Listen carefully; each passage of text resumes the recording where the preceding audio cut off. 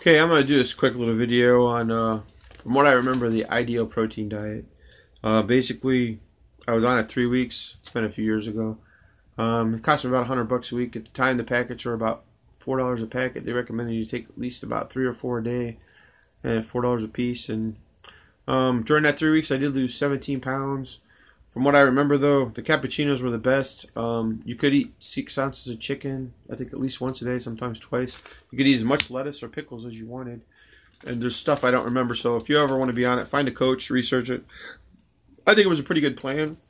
You could be on it as long as you want. It's a diet that you have to be coached with because of the way it's set up, because they had told me that if you have too many proteins and you don't have enough calcium, potassium, magnesium, multivitamin in your diet and stuff like that, I guess your bones can weaken. That's why, from what I understand, a lot of workout stuff has extra potassium, magnesium, calcium, and the multivitamin stuff in it because you really need it. And if you're on a lot of proteins, they even said, I think it was the cranberry juice, at least once a week to help give you some color.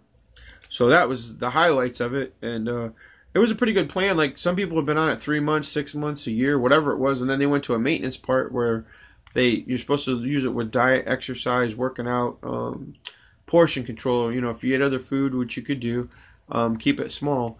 You want to be careful of all the sugar vegetables, which is basically all your main canned vegetables. Your carrots, your peas, your corn, potatoes, obviously, anything else not mentioned. Most of the regular canned vegetables, until they recently started making other ones, and even a lot of them probably are the sugar vegetables, and a lot of them do have the higher sodium, which...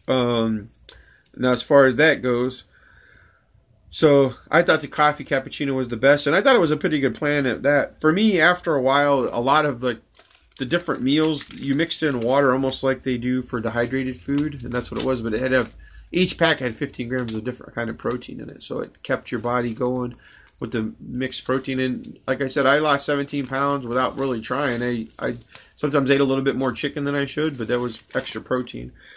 And what they had told me was the equation was basically 1 gram of protein will either knock off a gram of fat, a gram of sugar, or a carb. So basically, if you're eating something that has your 60 grams of fats and 60 carbs and say 20 sugars, then you want to eat at least enough proteins to equal that. So let's just say I was told to average 50 to 80 grams of protein a day minimum that I should possibly do to maintain myself. And that's true, but then you still want to make sure you have the extra calcium, potassium, magnesium, and your multivitamin. So from what I understand, and basically 1 gram of fat will be burned up by 1 gram of protein. So like I said, if you're only getting 1 gram of protein and you're eating a carb, a sugar, and a fat, before you burn body fat, right there it needs 4.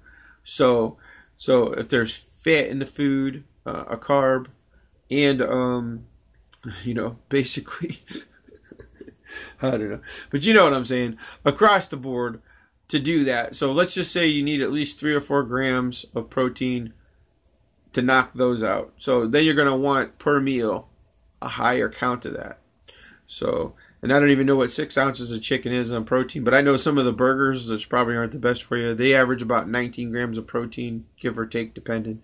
So 19 grams of protein minus the grams of fat, minus, I doubt there's sugar in it, but if you want to burn body fat, so minus a gram of body fat, and if there is sugar in it, so 3 burger patties alone might help you out. But if you have any kind of cholesterol issues and other issues like that, then you might want to check with the doctor first. So it's not recommended. That's why I believe that they told me stick with the 6 ounces of chicken along with these extra packets. And I was averaging 4 a day at 15 grams. So that was almost 60 minimum, plus whatever chicken I ate. Oh, that's a proper English.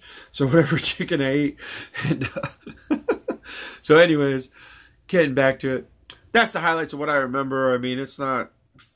you want to know about the Ideal Protein diet, contact Ideal Protein Coach, and it's a good plan.